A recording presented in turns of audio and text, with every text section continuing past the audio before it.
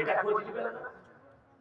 এইটাই দুঃখে আজকে এই পশ্চিম বাংলার এই স্টেজগুলো মূর্খরা পাওয়ার কারণে আজ সমাজ গুমরাহ।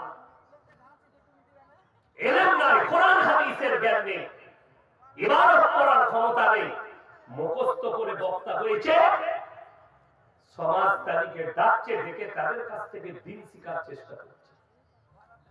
আজকে অবস্থাটা ওইটা। আমি মুর্শিদাবাদে এক জায়গায় বললাম, আপনাদের এই জলসার স্টেজের কাগজটা হচ্ছে কিয়ামতের আলামত। বলে কেন? মাদ্রাসার জলসা। একটা মূর্খ যে জীবনে মাদ্রাসায় মুখ দেখেনি, একটা ইবাদত করতে পারবে না, আরবি কোরআন শুদ্ধ করতে পারবে না, সে হচ্ছে প্রধান বক্তা। যতগুলো মৌলবি আছে তারা সব নিচে। আমি বললাম এটা কিয়ামতের আলামত, অন্য কিচ্ছু নয়। আলেমরা বসে থাকবে আর মূর্খরা সমাজকে দিন বুঝাবে। আলেম প্রতিবাদ করলে স্টেজে সেই আলেমকে লোক অপমান করতে চায়। জেনে রেখে দিবেন, সমাজ যখন এই আলেমের কদর করবে না, আল্লাহ ইলমের থেকে আগে বড় বড় আলেম দিকে দুনিয়া থেকে তুলে দিবে। এটা কিয়ামতের আলামত। আর মানুষ এমন লোকের কাছ থেকে দিন শিখবে, তার নিজস্ব দিন থাকবে না, সে লোককে যে দিনটা বুঝাবে গুমরাহি ছাড়া আর কিছু, অন্য কিচ্ছু। বড় কষ্ট লাগে। সেদিনে আমি মুর্শিদাবাদে একটা বক্তাকে ধরেছিলাম, স্টেজে চেপে বলে দিলে, ভাই যে মানুষ সিগারেট বিড়ি একবার জীবনে গুটখা খাবে, জীবনে কোনোদিন জান্নাতে প্রবেশ করবে না। আমি তাকে গিয়ে ধরলাম স্টেজে। সভাপতি সাহেব আমাকে এসে মসজিদে বলে গেল, মনি সাহেব আমি বললে এলাকার লোক ঝামেলা করবে, আপনি বলুন। আমি গিয়ে ধরলাম, কোথায় পেলে এটা? সে বলছে এগুলো খাওয়া চলবে না। খাওয়া না চললে একটা মানুষ জীবনে পাপ করেছে না জেনে, ইস্তেগফার করলে আল্লাহ ক্ষমা করবেন না করবেন। যে লোকটা ফিরে আসবে ক্ষমা করবে না করবে, অবশ্যই ক্ষমা করবে। আমি তাকে বললাম, তুমি খোঁজ নাও, তোমার বাপ আর দাদু বিড়ি খেয়েই জিন্দগি ভর মারা গেছে, তাদের লেগে ফতোয়াটা কি দিবে বলো? মাসলা এখানে দুটো, একটা লোক জেনে শুনে পাপ করছে আর একটা না জেনে পাপ করেছে। এই লোকটা যে না জেনে পাপ করেছে, সে ইস্তেগফার করলে, সে যদি পাহাড়ের মতো পাপ করে আল্লাহ ক্ষমা করবে। এটা কোরআন, সূরা ফুরকান, ইল্লা মান তাবা ওয়া আমানা ওয়া আমিলা আমালান সালিহা ফাউলাইকা ইউবাদদিলুল্লাহু সাইয়্যাতিহিম হাসানাত ওয়া কানা আল্লাহু গফুরার রহিমা। যারা তওবা করার মতো তওবা করবে, ইস্তেগফারের মতো ইস্তেগফার করবে, আমি আল্লাহ তার বিগত জীবনের সমস্ত গুনাহগুলো ক্ষমা করে অতটাই নেকি দান করব। আপনি নেকি পেয়ে যাবেন ফিরে। আশ্চর্য লাগে, আমাদের সমাজের লোক নামাজ কেন পড়ে না, রোজা কেন রাখে না, আমাদের মা-বোনরা পরিবর্তন নাই কেন? তার কারণ হচ্ছে এই জলসা। যদি বলেন কেন, মারাত্মক কারণ জলসা। আমাদের সমাজে একটা নিয়ম উঠেছে, আমিও মাদ্রাসায় আমি আদায় করি, আমিও জলসায় মানুষের কাছে টাকা চাই, কিন্তু আশ্চর্যের বিষয়, আমরা ভেবেছি জলসায় 10-20 হাজার টাকা দে আর বক্তা একদম জান্নাতে নিয়ে গিয়ে ঢুকিয়ে রেখে দিয়ে চলে যাবে, তাই না? আহারে বান্দারে, কোথায় বসেছিল, তাড়াতাড়ি ছুটে এসে 1000 দিল, এরপর তাকে জান্নাতুল ফিরদৌসে ঢুকিয়ে পালঙ্গে শুইয়ে রেখে দিয়ে চলে গেল। তাকে জিজ্ঞেস করো, হ্যাঁ আপনি মনি সাহেব, হুজুর আপনি আগে বুঝাতে পারলেন না,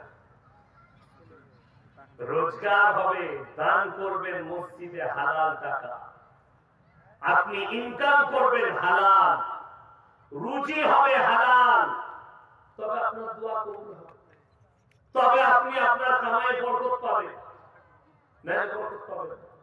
আপনারা তাকিয়ে দেখুন, আমাদের মসজিদের কি আছে? কিছুই নেই। মসজিদে 7,000 বেতন, 5,000 বেতন, আর মাদ্রাসায় 10,000 বেতন, তারপরও আল্লাহ অভাব দেন। আমরা পড়ার জীবনে ডাল আলু ঘ্যাট খেয়ে মানুষ হয়েছে, আজও সেটাই খাচ্ছি। আর আল্লাহ তার বদলায় দস্তরখানে ইজ্জতের রুজি পাঠাচ্ছে। রাসূলের হাদিস, আল্লাহর রাস্তায় দ্বীনের পথে যারা থাকবে আল্লাহ মৃত্যুকাল পর্যন্ত ইজ্জতের রুজি দান করবে। আর আপনি কাকে গালি দেবেন? একটা অমুসলিমকে? আপনার মালদা বর্ডারে চলে যান, বাংলাদেশ বর্ডারে যান, ভারতের সীমান্তে যে মিলিটারিরা চাকরি করছে আপনি অবাক হবেন, ওইখানে আপনার ঈমানটাকে ওজন করতে পারবেন। আমাদের ভারতে একটা জাতি আছে নাম পাঞ্জাবি। পাঞ্জাবিরা তাদের ধর্মতে এতটা অটুট, তারা মিলিটারি চাকরি করে, তারা পুলিশের চাকরি করে, কিন্তু তারা মাথার পাগড়ি খুলে মুখে দাড়ি চাচে। তাদের দাড়িটা যদি সরকার চাচতে চায়, যে যাবে তার গর্দনটা আগে নিয়ে নেবে। আর আপনাকে দেখিয়ে দেবো 100টার মধ্যে 80টা মুসলমান দাড়ি চাচা। কথাটা বলুন, ঠিক বললাম না ভুল বললাম? 80টা। এই 80টা মুসলমান যারা সেলুনে বসে জানার পরেও, রাসূলের আদর্শ জানার পরেও যারা দাড়িটা চেঁচে দিচ্ছে, এদের থেকে বড় নবীজির দুশমন আর কেউ হতে পারে? আপনি নিজেরা চিন্তা করুন, আমি বলবো না, আপনি নিজের দিলকে জিজ্ঞেস করুন যে আমি মুখে বলছি আমি নবীর উম্মত, আল্লাহর নবীকে ভালোবাসি, আল্লাহ রাসূলের জন্য জান কুরবান, অথচ আপনি দাড়ি চেঁচেছেন, নবীজির সুন্নতটা চেঁচে ফেলিয়ে দিবেন সেলুনে বসে নিজে থেকে। আর আপনি বলছেন আমি নবীজিকে ভালোবাসি। আপনি জানেন কোরআনে স্পষ্ট বলা হয়েছে মদ স্পর্শ করা, নেশাগ্রস্ত জিনিস স্পর্শ করা হারাম। এরপরে যে মুসলমান মদ গাঁজা খাচ্ছে, খাওয়া তো দূরের কথা, আমি আপনাকে বাংলা মিষ্টিকে হরিশ্চন্দ্রপুরে দেখিয়ে দেব, চাচলে দেখিয়ে দেব, মুসলমান মদ খাচ্ছে, মদ বিক্রি করছে। ঠিক বললাম না? আমি আস্তে আস্তে চাচলে একটা দোকানে দাঁড়িয়েছিলাম কিছু মাল কেনার জন্য। মুসলিমদের ছেলে সালাম দিলাম, উত্তর দিল, মোলাকাত করলো, চেয়ার দিল, বসলো, কি নেবেন এটা নেবেন। আমার ড্রাইভারকে বললাম গাড়িতে চাপিয়ে না, আমাকে বললো হুজুর এক কাপ চা খাবো। চা খেলাম। জানেন বিল মিটানোর পরে কি বলছে? চা খাওয়ার পর বলছে হুজুর একটা সিগারেট খাবেন। কি হারাম করে পাল্লায় পড়লাম আমি? কেন? এই দোষটা কি তার? একদম নয়। কোন মৌলবি যদি এই যুবকটাকে দোষ দেয়, সেই মৌলবি অপরাধী হবে, যেহেতু তার হুজুর সিগারেট খায় তার কাছে চেয়ে, তার ভণ্ড হুজুর সিগারেট খায়, গুটকা খায়, পান খায়, সে মনে করছে এই মৌলবিটা ওই দলের ইমাম। ওই জন্য বেচারা আমাকে জিজ্ঞেস করেছে হুজুর সিগারেট খাবেন কি? আমি বললাম এগুলো তো খাওয়া নিষেধ ইসলামের শরীয়তে, আপনি কি করে খাচ্ছেন? আমি তো এগুলো জীবনে একটা পান খাই না, পান মশলা খাই না, মৌরি খাই না। উত্তর এত সুন্দর, আমাদের হুজুর খায়। তোমার হুজুর খেলে আপনি বলুন। এরপরে ये মকরু ফতোয়া দিয়েছে, এরা এদের সামনে বসে সিগারেট খায়, ওই ব্যক্তি একটা সাধারণ লোক যার কাছে কোরআন হাদিসের জ্ঞান নেই, সে জানে সিগারেট খাওয়াটা কোনো ব্যাপারই নেই, হালাল জিনিস, যেহেতু আমার মৌলবি আমার হুজুর খায়, এটা বর্ধমানের মৌলবি ইও খায়, ওই জন্য আমাকে দিতে হবে। তাহলে অপরাধীটা সেই হুজুর নয়, এই ব্যক্তি সেই হুজুর। আমার মতো 100টা মৌলবি কিয়ামতের দিনে ধরা পড়বে, 100টা মৌলবি ধরা পড়বে। সমাজকে ধোঁকা দিয়েছে, প্রতারণা করেছে, প্রবঞ্চনা করেছে। আপনি অবাক হবেন। কেন বলছি এই কথাগুলো? 100টা মৌলবি ধরা পড়বে, তার অনেকগুলো কারণ আছে, দিক আছে। আজকে বিভ্রান্তির মধ্যে আছে সমাজ। কারা করেছে? আমাদের মতো মৌলবিরা বিভ্রান্তে ফেলিয়েছে আপনাদের। আমাকে এক জায়গায় বলছে কোন মৌলবির কথা বলুন, আপনারা এক বলছেন, এক বলছে। আমি বললাম বাজার করতে যাও না? যাও না, সকালে হাট। বলে হাট করি। আমি কানা বেগুন কিনিস না ভালো? বলে হুজুর কানা বেগুন কেউ কিনে? ভালোটাই কিনে।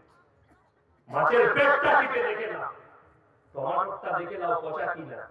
তুমি কানা বেগুন চিনলে, পচা মাছ চিনলে, পচা টমেটো চিনলে, আর পচা মৌলবিটা চিনতে পারোনি যে সমাজকে ধোঁকা দিচ্ছে, যে প্রতারণা করছে, যে প্রবঞ্চনা করছে। আজকে সমাজের কাছে সব থেকে বড় জিনিস হয়ে দাঁড়িয়েছে, আমি কালকে বলেছি, সুর। আর এই সুরেতে সমাজ শেষ হয়ে গেছে। ওই কিছু বক্তা আছে 24 পরগনার হাওড়ার দিকে, কানে হাত দিয়ে বক্তব্য দেয়, বাঙালিরা বলে না আল্লাহ নবী, শেষকালে সকালবেলায় বলছে কেমন বক্তা এলো, কি গলালো, দারুণ সুরবে। বুঝলি কি? বুঝে নাই কিছু। সে বললে তো কিছু বুঝবে। দাদুর গল্প, বাপের গল্প, কবরের গল্প, গাছের গল্প, মাছের গল্প। তা না হলে একটা মৌলবি কখনো নবী বিরোধী আলোচনা স্টেজে করতে পারে? সমাজ সুবহানাল্লাহ বলে, সমাজ সুবহানাল্লাহ বলছে। আপনারা প্রায় শুনতে পাবেন ইউটিউব খুললে বক্তব্য দিচ্ছে, ও আমার বাবাজিরা, খাজা বাবার কেরামতি শোনো। তিনি একবার কলে পানি নিতে গেছেন উজু করতে, গ্রামের মানুষ কলের পানিটা নিয়ে, খাজা বাবা তখন নিজের লোটাটা নিয়ে, বদনা নিয়ে গোটা আনা সাগরের পানিগুলো লোটার মধ্যে ভরে নিয়ে যা বুঝে পড়ো। আচ্ছা, নবীজি সাল্লাল্লাহু আলাইহি সাল্লামের জন্য এরকম কোন হাদিস শুনেছে? এত বড় আলেম বসে আছে, আপনারা মনে করছেন ইয়াসিন সাহেব বয়ান করছে, হায়দার ভাই বয়ান করে গেল, বিরাট ব্যাপার। এনার জুতো সুজা করার যোগ্যতা নাই বক্তা। আপনারা জানেন এটা, আমরা জানি, এর বহর তার কাছে ক্ষমতা আছে। যারা আলেম তারা জানে, সাধারণ লোক জানে। দুটো ফুটানি করতে শিখে বড় হওয়া চলবে। আলেম আলাদা, বক্তব্য আলাদা, ইলম আলাদা, বলা আলাদা। বড় কষ্ট লাগে। জিজ্ঞেস করুন, নবীজি সাল্লাল্লাহু আলাইহি সাল্লাম সম্পর্কে একটা হাদিস নাই, যাই হাদিস নাই যে নবীজি সাগরের পানিগুলো হাতের মুঠোয় ভরে নিয়ে। নবীজির ইজ্জত সব থেকে বেশি আল্লাহর কাছে। পৃথিবীতে সব থেকে দামি ব্যক্তি তিনি, তিনার সম্পর্কে একটা হাদিস নেই। খাজা বাবা সম্পর্কে চলে এলো গল্প। মানুষ এটা শোনার পরে জোরে সরে বলছে সুবহানাল্লাহ। বুঝলি কেউ নিজেও জানে নাকি ওটা তো ইসলাম নয়, ওটাও জানে না। কেন? নামাজ পড়বে কিচ্ছু করে। সেদিন আমি হুগলিতে জলসা করছি, আমার আগে একজন হুজুর সাহেব ছিলেন, তিনি জলসা শুরু করছেন, পড়ো বাবা আল্লাহুম্মা, তখন লোকরা সব বলছে সাল্লে আলা সাইয়্যিদিনা, আর হুজুর তখন দুধ খাচ্ছে। আমাকে ধরে দিয়েছে লাইনটা, তোরা চালিয়ে যা, আমি দুধ খাই। আমি স্টেজে গেলাম, আমি বললাম ভাই সবাই দরুদ ইব্রাহিম পড়ুন। আল্লাহুম্মা সাল্লি আলা মুহাম্মাদিন ওয়া আলা আলি মুহাম্মাদ কামা সাল্লাইতা আলা ইব্রাহিম ওয়া আলা আলি ইব্রাহিম ইন্নাকা হামিদুম মাজিদ। আল্লাহুম্মা বারিক আলা মুহাম্মাদিন ওয়া আলা আলি মুহাম্মাদ কামা বারাকতা আলা ইব্রাহিম